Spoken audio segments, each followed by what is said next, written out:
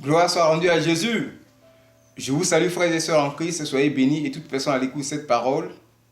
Que la grâce, la miséricorde, la paix et la faveur de Dieu vous soient données par notre Seigneur Jésus-Christ, qui est le Dieu de Papa Florian. Pour le message d'aujourd'hui, bien-aimés, nous allons continuer sur le thème passé, le texte passé, Galates chapitre 5, verset 17, qui avait pour thème « La chair est ton premier ennemi ». Et à ce sujet, j'avais développé ce qu'on appelle l'observation et l'interprétation. Aujourd'hui, nous allons continuer dans le même sens pour aborder maintenant l'application, la conclusion. Alors, à ce sujet, frères et sœurs, pour mieux comprendre, nous allons quand même donner un passage, oui, et un sous-thème. Le passage sur lequel le message la suite va se faire, ce n'est pas un passage en tant que tel, on garde les deux, le premier passage, mais c'est un sous-passage. Galates chapitre 5, verset 19 à 22. Gloire soit rendue à Jésus. Et nous allons voir les œuvres de la chair. Vous voyez que c'est la même chose, les œuvres de la chair, contre les œuvres du Saint-Esprit. Vous voyez? Par là, comprenez, le travail de la chair contre le travail du Saint-Esprit. Le travail qui va du travail par de force, dégager de l'énergie. Donc c'est la puissance de la chair contre la puissance du Saint-Esprit. On parle d'onction. L'onction de la chair contre l'onction du Saint-Esprit. C'est l'onction du diable contre l'onction de Dieu. Le diable est puissant, mais Dieu est tout puissant. Voilà les choses qui sont simplifiées. Voilà la bataille qui s'est faite, comme je vous l'ai dit, la guerre qui s'est faite. Et le champ de bataille, le champ de guerre, c'est le corps humain. La chair dans le corps humain. Le Saint-Esprit aussi est dans le corps humain. L'esprit humain aussi est dans le corps humain. Vous voyez? Tout ça, ils sont ensemble. Vous voyez? Et voilà ce qui se passe. Alors, de quoi s'agit-il pour l'application? On va aller dans l'application directement.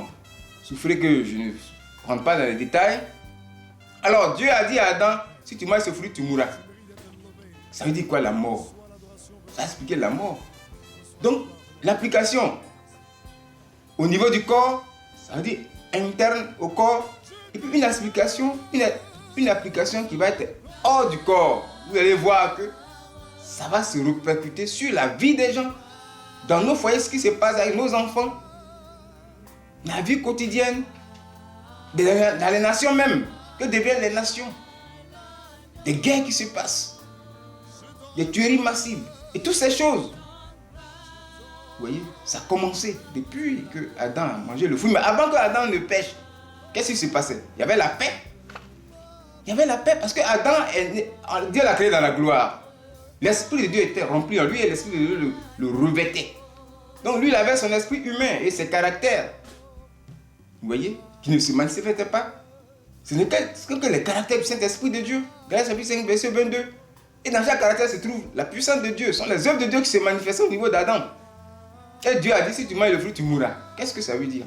Et effectivement, il a consommé le fruit. Cette mort-là a immédiatement entraîné l'arrêt du travail des œuvres du Saint-Esprit. Tout ce qui est caractère, Galates chapitre 22 là, c'est bloqué. Ça ne fonctionne plus. Et dès lors, qu'est-ce qui va se passer? La mort va s'exprimer comment? De manière directe sur le corps d'abord, avant d'aller même sur l'humanité. La mort va s'expliquer par, bien aimé, le détachement maintenant de la chair et de l'âme. Il va se faire. La présence de cet esprit, au moment où Adam n'avait pas encore péché, empêchait ce détachement-là. La séparation de l'âme et de la chair.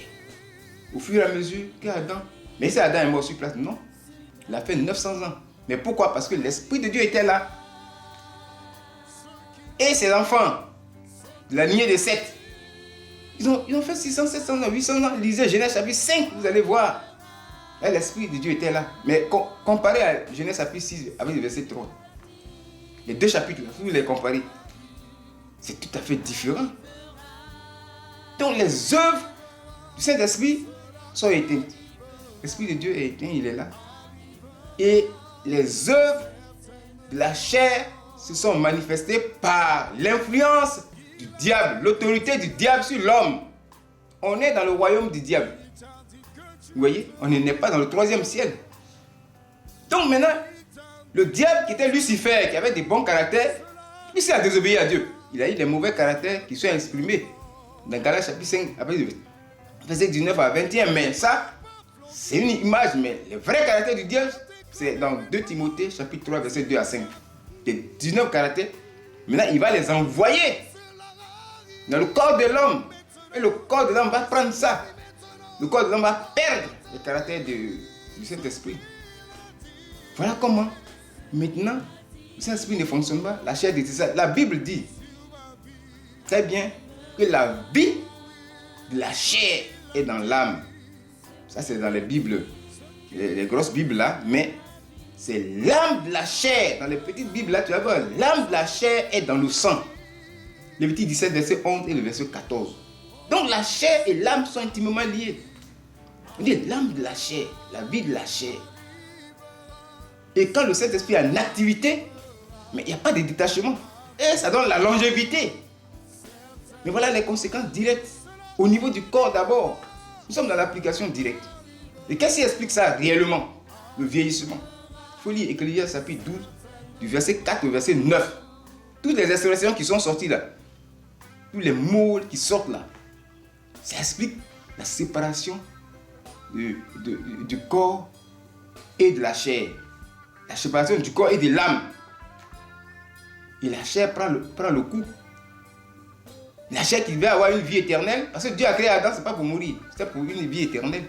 Mais c'est l'arrêt du Saint-Esprit. Maintenant, regardez Genèse chapitre 6, verset 3. Qu'est-ce que Dieu a fait? Il va enlever son esprit, parce que le péché augmente sur la terre. Dès qu'il a enlevé son esprit, l'esprit n'est plus là. L'âge de l'homme est devenu 120 ans. C'est le vieillissement. C'est la séparation de l'âme et de la chair se font rapidement. Vous voyez? Mais maintenant, les œuvres du diable sont dans la chair. Sinon, la chair, c'est une chose. Et ces œuvres-là se manifestent. L'autorité du diable. Et ça a une répercussion négative sur l'être humain. On vieillit.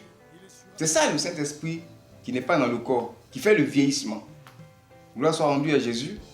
Alors, qu'est-ce qui va se passer? Avec le temps, le Saint-Esprit est parti. Mais là, le corps est souillé, l'âme est souillée, l'esprit humain sont souillés. Et maintenant, avec l'avènement de Christ, qu'est-ce qui va se passer? L'Esprit de Dieu va revenir. Les 120 disciples de la chambre haute ont été encore remplis de cet esprit. Mais ce n'est plus comme au temps d'Adam. Ils sont déjà dans le péché. L'Esprit vient, d'accord. Mais, vous voyez, c'est l'Esprit de Dieu qui peut te permettre d'avoir la longévité.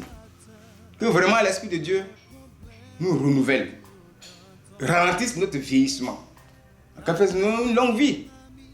Tu vas avoir 120 ans, tu vas avoir 200 ans même. L'Esprit peut te le permettre, mais ce n'est plus trop ça.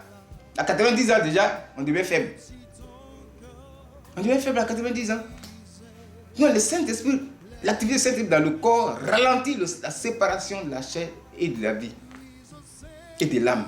Et ça te fait vieillir. Donc le Saint-Esprit est capable de te faire vieillir. De donner longue vie. Vous voyez?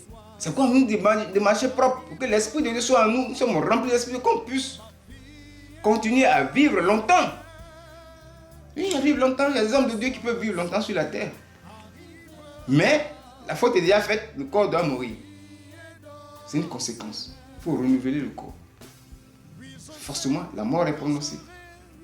Voici comment les choses s'expliquent. Au niveau du corps même.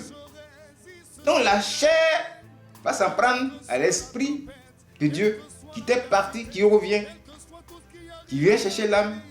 Et le grand perdant, c'est la chair. C'est la chair. Voilà le problème qui se passe au niveau de nous les hommes.